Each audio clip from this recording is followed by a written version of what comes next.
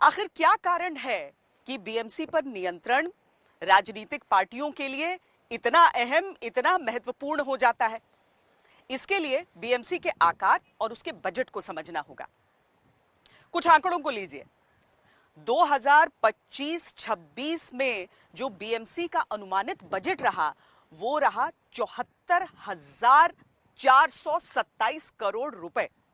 दूसरे नंबर पर कौन आता है? दूसरे नंबर पर आता है बेंगलुरु, और उसका जो साल का बजट इसी दौरान के लिए रहा, वो 20,000 करोड़ के आसपास रहा। समझ लीजिए तुलना देखकर कि बीएमसी पर नियंत्रण क्यों चाहती हैं सभी पार्टियां।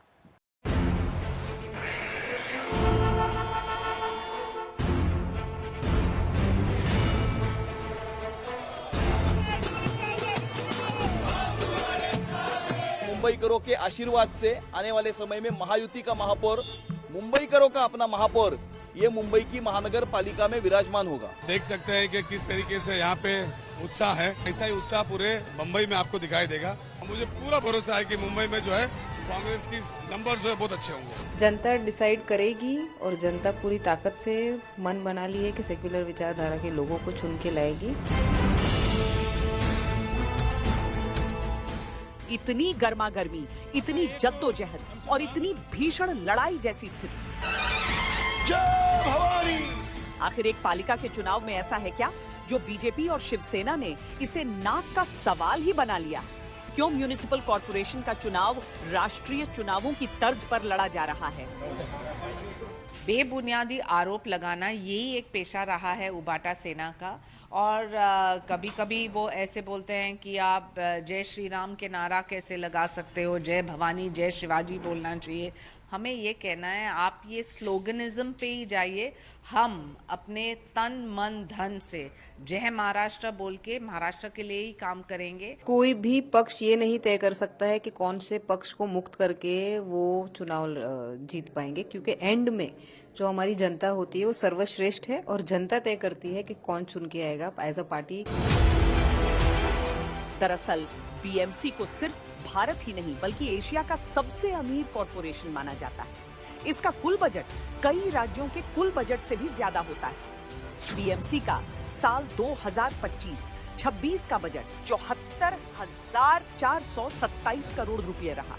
ये बजट मिजोरम के 15,043 करोड़, सिक्किम के 16,196 करोड़, नागालैंड के 24,699 करोड़, मणिपुर के 29,988 करोड़, मेघालय के 30,003 करोड़, त्रिपुरा के 32,423 करोड़ और अरुणाचल प्रदेश के 39,842 करोड़ रुपए के सालाना बजट से भी ज्यादा है।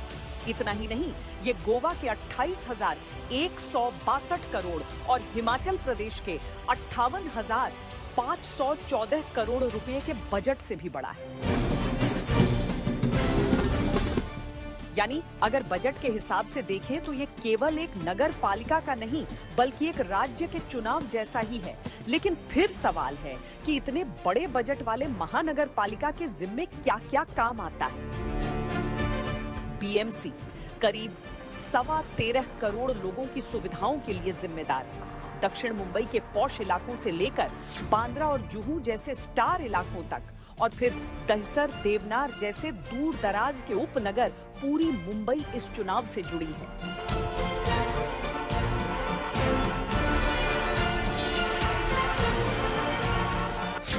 बीएमसी मुंबई शहर की देखरेख करती है। पानी की सप्लाई, नालों की सफाई, कूड़ा उठाना और सड़कों की सफाई बीएमसी का काम है।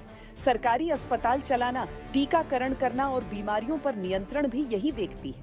इसके अलावा सड़कें बनाना, स्ट्रीट लाइट लगाना, बिल्डिंग की परमिशन देना, अवैध निर्माण पर कार्रवाई करना, पार्क गार्डन संभालना और टैक्स और लाइसेंस वसूलना भी बीएमसी की ही जिम्मेदारी है।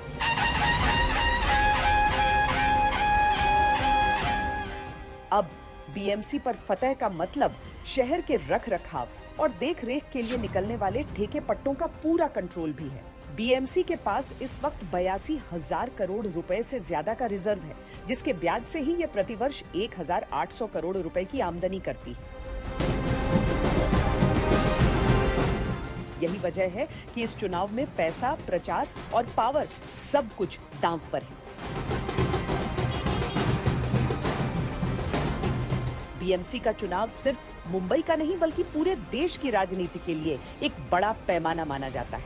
कैमरे के सामने नहीं लेकिन पर्दे के पीछे अब सियासी चालें तेज हो चुकी हैं और मुंबई एक बार फिर सत्ता की अहम जंग का केंद्र बनने वाली है। बीएमसी चुनावों के कुछ पुराने आंकड़ों पर हम नजर डालते हैं। 2007 में जब चुनाव हुए थे तो शिवसेना के 84 कॉर्पोरेटर्स जीत कर आए थे और राज ठाकरे की एमएनएस ने जीते थे 7। फिर जब 2012 में चुनाव हुए तो शिवसेना के 75 कॉर्पोरेटर जीते और एमएनएस के 27 जीत कर आए। 2017 में जब चुनाव हुए तो शिवसेना ने एक बार फिर 84 पर जीत हासिल की और एमएनएस को मिले 7। क्या इस बार दोनों भाइयों की दोस्ती से कोई दूसरी तस्वीर होगी?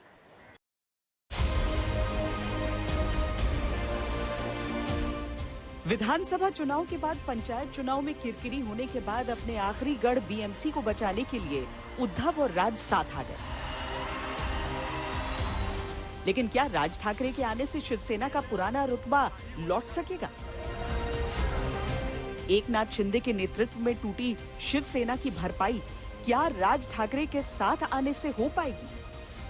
दरअसल उद्धव ठाकरे और राज ठाकरे उसी ठाकरे ब्रांड की राजनीति करते आए हैं जिसका आधार कभी बाला साहेब ठाकरे ने तैयार किया था। शिवसेना के इस मजबूत किले की मुख्य ताकत है मराठी वोटर्स। मुंबई में 35 से 37% मराठी वोटर हैं। बीएमसी चुनावों में जब तक बीजेपी और अविभाजित शिवसेना साथ थे, मराठी और गैर मराठी वोट इस गठबंधन को लगातार मिलता रहा और बीएमसी में सत्ता कायम रही। लेकिन अब परिस्थितियां वैसी नहीं हैं। शिवसेना यूबीटी और शिवसेना शिंदे में बंटवारे के बाद मराठी वोटों का बंटवारा हुआ। साथ ही बीजेपी के साथ मिलने वाला गैर मराठी वोट भी उद्धव से छिटक गया, जिसके चलते विधानसभा चुनावों में शिवसेना यूबीटी की हालत पतली हो गई। अब राज उद्धव एक साथ आकर मराठी अस्मिता और मराठी मानुस के मुद्दे पर बीएमसी चुनाव में उतरे हैं और कुछ भावनात्मक अपील भी कर रहे हैं। अगर वाकई उद्धव और राज के साथ आने से मराठी वोट एकजुट हुआ तो बीजेपी और शिवसेना शिंदे को कठिनाइयों का सामना करना पड़ सकता है। इस स्थिति को भांपते हुए महाराष्ट्र सरकार ने पिछले दिनों राज्य के मराठी और अंग्रेजी स्कूलों में कक्षा 1 से 5 तक हिंदी पढ़ाने को अनिवार्य किया था, लेकिन बाद में यह फैसला वापस ले लिया। एक मुद्दा सातत्याने या ठिकाणी येतोय की भाषा सक्तीची कुठली।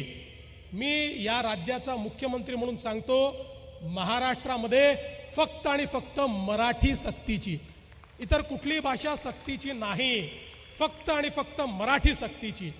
आता या त्रिभाषा सूत्रामध्ये इतर कुठली भाषा शिकली पाहिजे त्या संदर्भात आमची भूमिका होती की या संदर्भात सगळ्या भारतीय भाषा त्यातली जी तुम्हाला शिकायची आहे ती तुम्ही शिका। आता प्रश्न या ठिकाणी एवढाच निर्माण झाला की कुठल्या वर्गापासून शिकलं पाहिजे। मराठी वोटर्स के वोट बैंक की बात गणित के हिसाब से ठीक दिखती है, लेकिन राजनीति में हमेशा 1 और 1 11 भी नहीं होता। जिस तरह शिवसेना यूबीटी के साथ मुस्लिम वोटर्स आए हैं, उससे हिंदुत्व के मुद्दे पर मराठी वोटर्स ही छिटक भी सकते हैं। बीजेपी लगातार इसीलिए इस मुद्दे को उठा भी रही है। मेयर पद की कुर्सी अब सिर्फ कुर्सी नहीं बल्कि सत्ता का सिंहासन बन चुका है। मेयर पद को लेकर चर्चाएं इतनी हैं कि उम्मीदवार कम और बयान ज्यादा नजर आ रहे हैं। विकास की बातें तो हर कोई कर रहा है, लेकिन विकास किस गली मोहल्ले में मिलेगा, इसको लेकर सभी का जीपीएस सिग्नल कमजोर है। कॉमन मैन की तकलीफों को आर के लक्ष्मण ने अपनी कहानियों में बखूबी बयां किया था, लेकिन विडंबना यह है कि कॉमन मैन यानी उस आम आदमी की तकलीफें आज भी कहीं न कहीं उन कहानियों तक ही सीमित हैं। दरअसल मुंबई में मुस्लिम मतदाताओं की भूमिका काफी महत्वपूर्ण समझी जा सकती है, इसीलिए AIMIM इसके सहारे बीएमसी में अपनी मजबूत छाप छोड़ने की कोशिश कर रही है। मुंबई का मेयर पठान, शेख, सैयद, अंसारी क्यों नहीं बन सकता मेयर? संविधान तो बराबरी की बात करता है, इक्वलिटी की बात करता है ना। हाँ, सबका बराबर का दर्जा है। ये संविधान पढ़ते नहीं है, इनको कुछ पता नहीं, बस इनका खाली एक ही काम है नफरत फैलाना, ध्रुवीकरण करना और मुसलमानों को किसी भी तरह गाली बकना। अरे मुंबई क्या किसी के बाप का जागीर है क्या? हाँ, अरे आप कौन होते हो बोलने वाले? मुंबई छोड़ो, जिसको नहीं बोलने का है आप बोलिए ना, आपको कौन रोकता है? बोलिए आप। हम भी बोलेंगे आए लोग मोहम्मद सल्लल्लाहु अलैहि वसल्लम, और मरते दम तक कयामत तक बोलते रहेंगे।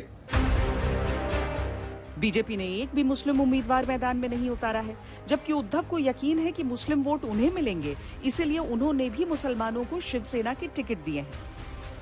कांग्रेस को भी ये वोट चाहिए और समाजवादी पार्टी भी इन्हीं पर अधिक निर्भर है। बीएमसी में मुस्लिम वोटर्स की अहमियत भी समझ लेते हैं। मुंबई में मुस्लिम आबादी करीब 20% है, जो कम से कम 50 बीएमसी सीटों पर अपना निर्णायक असर रखती है, विशेषकर मुंबा देवी, भाईकला, मानखुर्द, शिवाजी नगर और धारावी जैसे क्षेत्रों में जहां इनकी घनी आबादी है।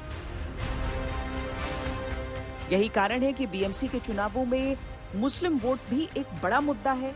वो किसके साथ जाएंगे ये भी मुद्दा है, किसके मुसलमान वोट बंटेंगे ये भी मुद्दा है। अब अगर शिवसेना शिंदे की ताकत की तुलना शिवसेना यूबीटी से की जाए तो लोकसभा चुनाव 24 में शिंदे वाली शिवसेना को मिले 7 सांसद और शिवसेना यूबीटी को 9।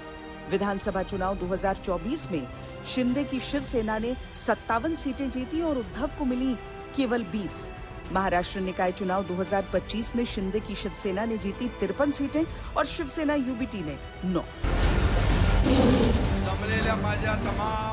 शिंदे खुद को असली शिवसेना होने का दावा भी करते हैं और बाला साहब ठाकरे की राजनीति की विरासत पर भी अधिकार जताते हैं। अगर उनका ये असर कायम रहा तो राज उद्धव गठबंधन को बीएमसी का चुनाव जीतना बहुत मुश्किल होगा।